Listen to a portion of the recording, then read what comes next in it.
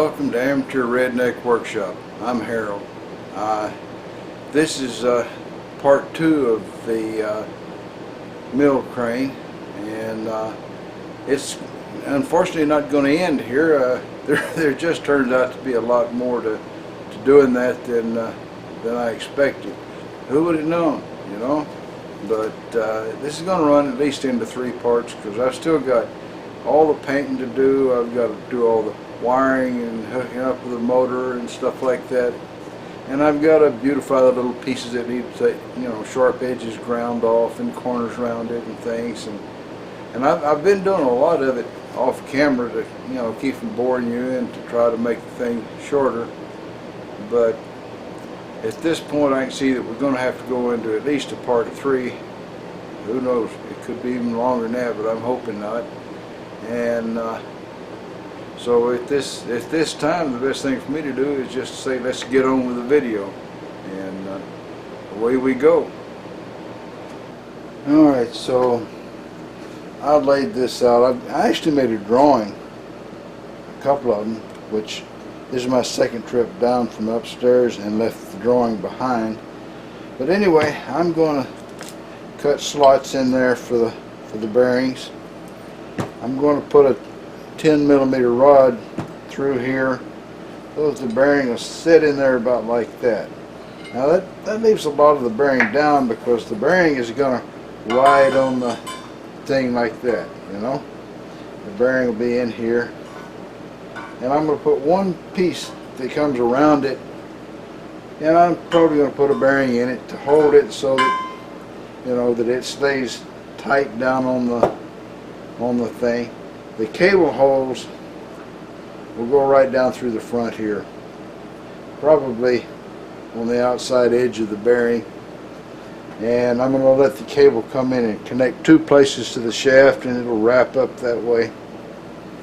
So that should, I don't know, I guess that may lift twice as fast, and I'll think about it. But you know, if it doesn't lift enough weight that way, I can always make it just a single cable. And there'll be, like I said, 10mm shaft there and one there for the bearings. I'll take the darn it, there, the piece is really wrapped up in stuff now. Okay, I'm going to salvage this shaft, and it'll cut it down so that I can use these upright pieces. And there's not going to be any special fancy bearings. It's just going to be metal to metal. A little oil on that will make it slip good enough. But I'm going to mount it on here instead of this great big piece. So I'll show you a little bit off and on various steps as I go along, but I'm not going to video the hole drilling and all that, because what the heck, that's not very interesting. At least not to me it isn't. And so what I'm going to do is I'm going to set this up to start making the holes and such, and I'll come back. The hole in these bearings is 10mm, and I don't have 10mm stock, or I don't have 10mm anything around here, so I'm going to have to be kind of creative. And I had to adjust the tailstock, because this end was 4 thousandths larger than that end. And apparently I've gone maybe a thousandth too far with it, because I got 10mm out here and it hangs here. So I'm going to finish this off with a file to be exactly right. There's about 1,000th difference from this end to this end, and when I'm in a more happy mood, I'm going to get a nice long piece of metal, a couple of feet long, and make cuts with it until I get that tailstock dead on. Probably a lot of people's tailstock is off, maybe, who knows. Alright, the bearings will be on the shaft like that, except the shaft is going to be underneath here, and just a little bit of the bearing will stick through the top, because you got to have some place for it to go. And I suppose that that's one shaft made, and I'll make another one to go on the other end. And then I'll need one for the middle to go underneath, so I got to make 2 more of those. Alright, I'll be back 2 more shafts later. Alright, there's my 3 axles ready to go. And the bearings are on them. Next job will be to go over to the mill and do that, and there's a good chance I'll put that off until tomorrow. And I'll be thinking about the 10mm hole here, because I could probably go buy a 10mm drill bit, you know, and that'll take me a little time. So there you go.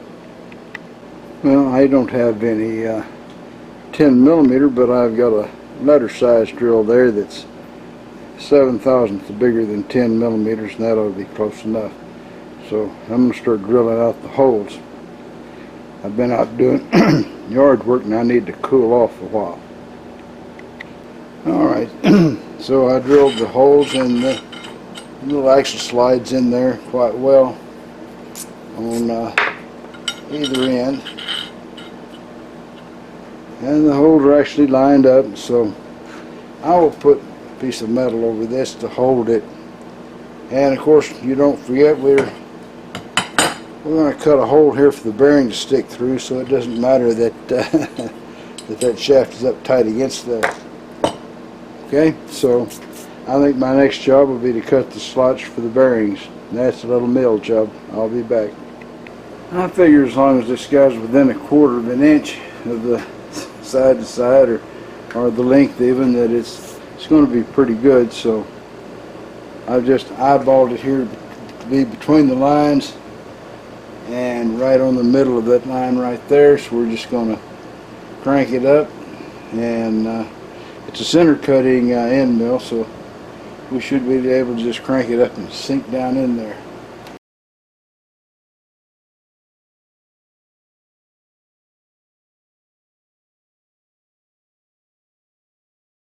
That doesn't look like a big enough hole.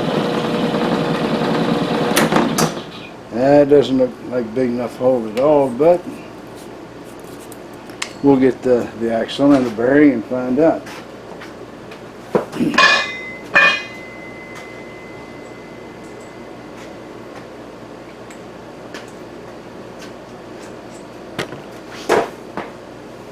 Got no room to walk in here. No, that's not even wide enough to fit in there yet. So, in fact, I should have maybe gone just a little bigger, but I can move it some. Alright, a little more cutting. I'll be back. Alright, one axle is fitted. The bearings roll just fine. I had to kind of relieve the back just a little bit there on the holes to fit. I probably relieved that too much, but it fits wonderfully good, and so I'll come up and do the same on the front, and then we'll have 2 axles installed, and we'll be just that much closer to actually getting done. Okay, so there's 2 axles in it, and they fit just really nice, and the wheels turn. So when I turn it over, the wheels will roll. This is the bottom, by the way. It's up, and that should roll quite well. Now I have to put a place for a bracket to put a couple of wheels underneath the 2-inch beam that this is going to roll on, so that it won't want to flip up or roll off, or, you know, silly things like that. So I'm going to make a flat spot here and a flat spot there to put the brackets on, and I'll come back. Here's a miscalculation that I guess I'm going to have to either make this piece over again or move the wheels over, but the wheels are just, they're not as far toward the center as they should be. They're actually running out here on the very near onto the curved edge of this thing. So I'm going to have to give that some thought. Do I make the little carrier form over again? Do I just cut the slots a little closer to the middle and put some spacers on the axle?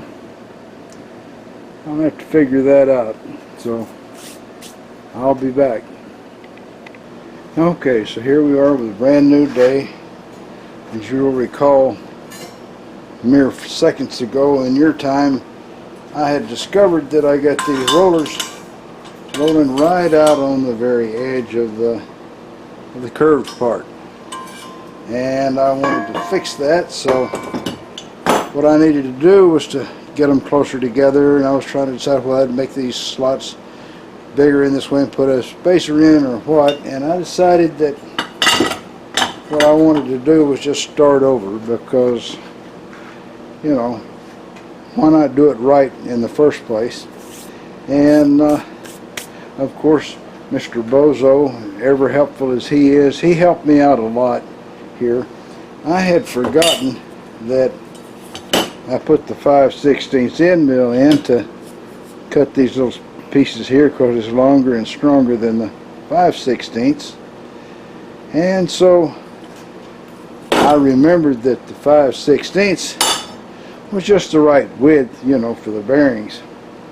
Well, so I go over there to start cutting the bearings, thinking I've got a 5/16 when really it's a 7/16, and I looked at that and I couldn't figure out what was I doing wrong. And after a lot of looking and thinking, I figured it out. And then I decided, well, I'm not starting over again because of one ugly spot. I'll pretend that that's a feature. So anyway, I made a whole new piece. And I also wanted to leave holes for the, you know, for the cables to go down through there. And I hadn't left room here, so, you know, the mistake was kind of like, there was a lot of good reasons to start over, more good reasons than to try to correct this.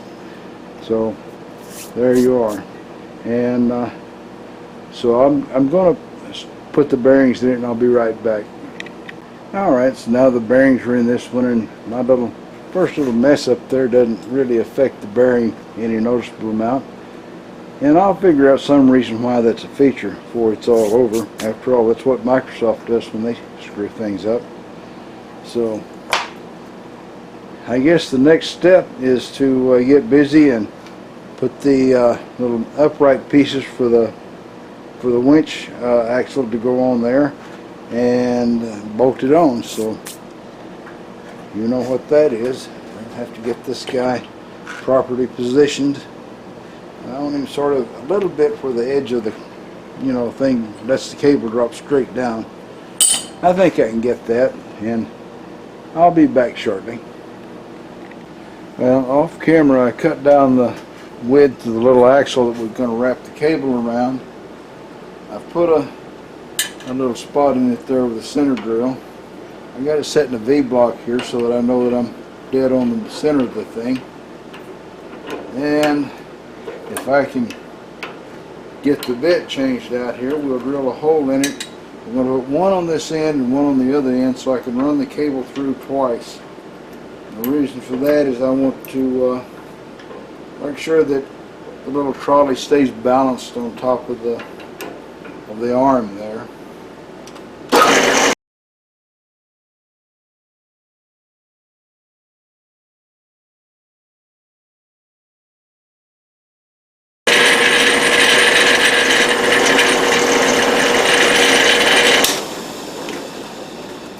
Okay, and I've got a little tool to deburr it with. I'll sort of chamfer the hole and deburr it, and then I'll just do the same thing on the other end.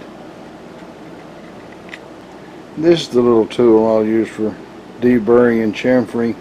It doesn't make a big mess, doesn't chatter like some of the other tools I've got. Okay, I temporarily assembled everything so that I could see where the little pivot point for the motor needed to be. And that's it right there. Now back there on the back here someplace towards the rear end of it, I'll put another bolt used to pull the belt tight. I guess you could call it a tensioner bolt, whatever. And then I'll take everything apart for painting. As usual, I threaded the whole 1/4 20. So we'll mount the motor on there and then work on making sure that I can make an adjustment for the belt tension. Okay, that's the belt tensioner. I'll need to weld it into place right there. and that should help me keep the belt nice and tight. I'm not going to screw it down, I'm just going to weld it. That's fast and dirty, and I guess gets it done anyway. So there's the belt adjuster secured down. I did the welding and grinding off camera. It's not an interesting thing to watch anyway, but that'll keep the belt well tensioned, and we'll be in business, I think, from there. Alright, I got a lot of other pieces to make, so I'll be back. Now that piece is upside down. This is the axle that's going to be underneath to keep it from wanting to tilt off of the, off of the thing. I've got holes, kick the camera, sorry. Got holes here. I'll put bolt holes in there to hold it tight. And these pieces right here, these will keep the thing from wanting to twist like that, along with the tension of the axles down on that thing right there. So I don't know why I kept saying I'm about ready for painting. I still got all this to work out before I get to painting anything. So I guess doing this much of it is all I need to do today, because that's sort of run me out of energy on top of all the other stuff I've done today. So we'll come back tomorrow and we'll work on getting the holes into this piece here and getting the thing bolted and shimmed, and then this axle here, I'll have to cut it off to the right length, and I'm going to thread it on the inside and put a bolt on each side with a washer so that it'll hold it exactly right, so it can't, try to spread out or anything. So there we go. Y'all don't go to sleep between now and tomorrow, because it'll only be a couple of seconds here and the camera will be right back on. I guess I must be getting in a real hurry to achieve something, because I keep saying, oh, now it's to the paint, but we're a long ways from the paint.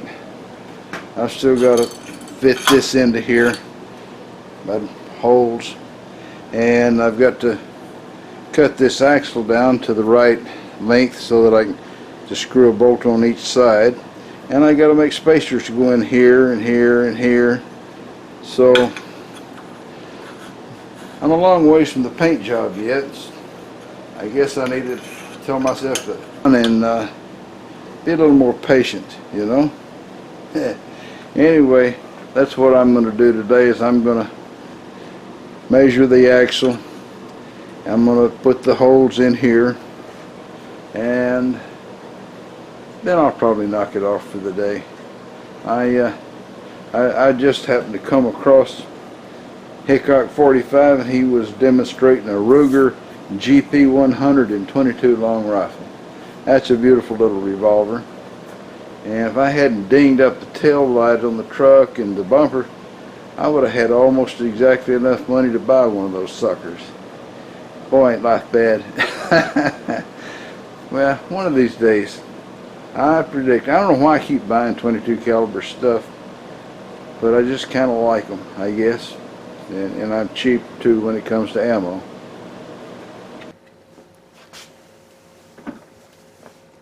Well, this project is longer and more involved than I had expected, I guess.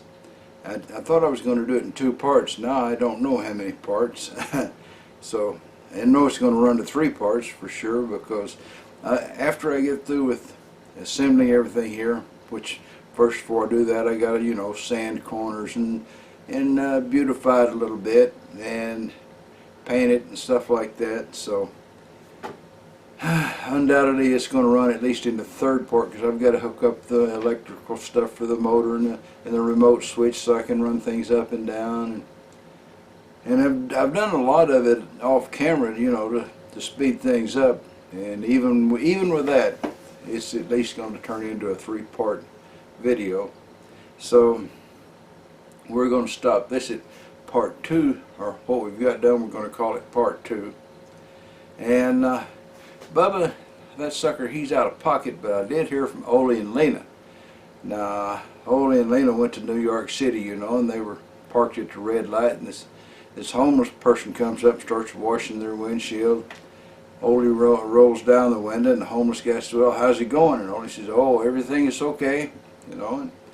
And the guy says, "Well," he says, "where are you folks from?" Holly says, "We're from Minnesota." And he says, "Oh," so the homeless person tells him, he says, "Yeah, I've been to Minnesota." He says, "I met the ugliest woman I ever saw there in Minnesota."